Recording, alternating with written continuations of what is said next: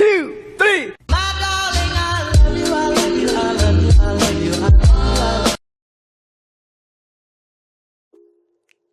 Bismillahirrahmanirrahim. Ketemu lagi dengan Miss Sari. Kita masuk materi baru nih tentang kesebangunan dan kekongruenan. Nah, di pertemuan pertama ini Miss akan membahas tentang kesebangunan dan kekongruenan pada bangun datar. Ingat baik-baik ya.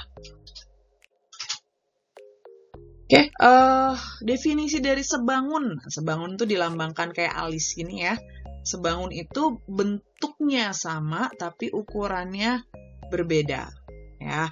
Nah, syarat dua bangun datar dikatakan sebangun itu pertama adalah sudut-sudut yang bersesuaian sama besar. Bersesuaian itu apa? Yang meletaknya, ya posisinya itu sama. Nah, jadi kalau yang posisinya sama, maka besarnya juga sama sudutnya. Nah, kemudian perbandingan sisi-sisi yang bersesuaian sama. Ya, jadi sudutnya sama besar, perbandingan sisinya sama besar. Sama ya, jadi bentuknya sama tapi ukurannya berbeda.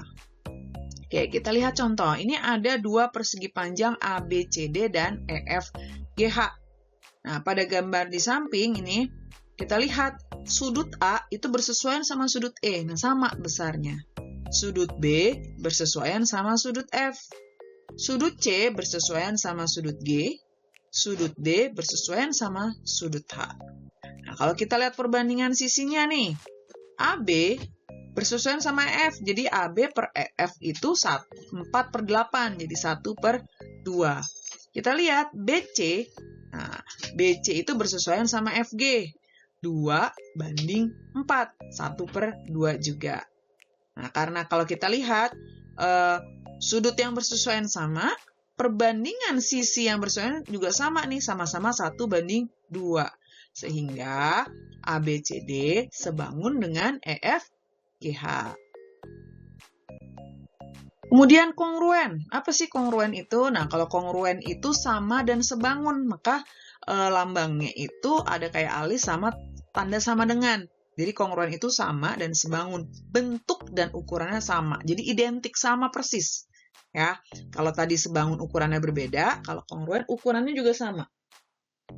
Syarat dua bangun datar dikatakan kongruen, yang pertama, sudut yang bersesuaian sama besar. Sama kayak tadi sebangun. Nah, perbedaannya di syarat yang kedua. Di syarat yang kedua ini sisi-sisinya yang sama panjang. Nah, kalau sebangun tadi kan perbandingan sisinya. Kalau kongruen, sisinya yang sama panjang. Kita lihat, ini ada belah ketupat ABCD dan EFGH. Kita lihat dari sudutnya dulu nih. Sudut A itu sama dengan sudut E, sama dengan 40 derajat. Sudut C sama dengan sudut G, sama dengan 40 derajat. Sudut B nanti sama dengan sudut F, 140. Sudut D sama dengan sudut H, 140. Loh, Miss tahu dari mana sudut A itu 40? Nah, kita ingat sifat dari belah ketupat ya. Sudut yang berhadapan sama besar. Jadi kalau C-nya 40, maka A-nya juga 40. Oke. Lalu yang berdekatan itu totalnya 180. Maka kalau sudut C-nya tadi 40, sudut B-nya 180 dikurangi 40 sama dengan 140. Nah, ini dari sudut. Nah, sekarang kita ingat belah ketupat itu kan panjang sisinya sama. Maka di belah ketupat ABCD, kalau CD-nya 6, maka sisi yang lain juga 6. Demikian juga belah ketupat EFGH. Kalau sudut EF-nya 6, maka sisi yang lainnya juga 6. Nah, bisa kita tulis nih, AB sama dengan EF, 6 cm. BC sama dengan FG, 6 cm. CD sama dengan GH, 6 cm. Dan DA sama dengan HE, yaitu 6 cm. Karena sudut yang bersesuaian sama, lalu sisi yang bersesuaian juga sama panjang, maka ABCD kongruen dengan EFGH. Nah, ini contoh soalnya nih, untuk kesebangunan. Ada dua persegi panjang ABCD dan PQRS. Dia sebangun. Diminta mencari keliling dari PQRS. Nah, ingat kalau sebangun, maka perbandingan sisi yang bersesuaian sama. Ya, jadi AD banding PS sama dengan AB banding PQ. AD-nya 4, PS-nya 6, AB-nya 16, PQ yang kita cari nih. Sehingga PQ-nya adalah kali silang. 16 kali 6 dibagi 4. Maka PQ-nya 24 cm. Nah, karena udah dapet PQ, panjangnya si persegi, panjang PQRS, kita bisa cari keliling. Keliling PQRS berarti kan 2 kali PQ tambah PS.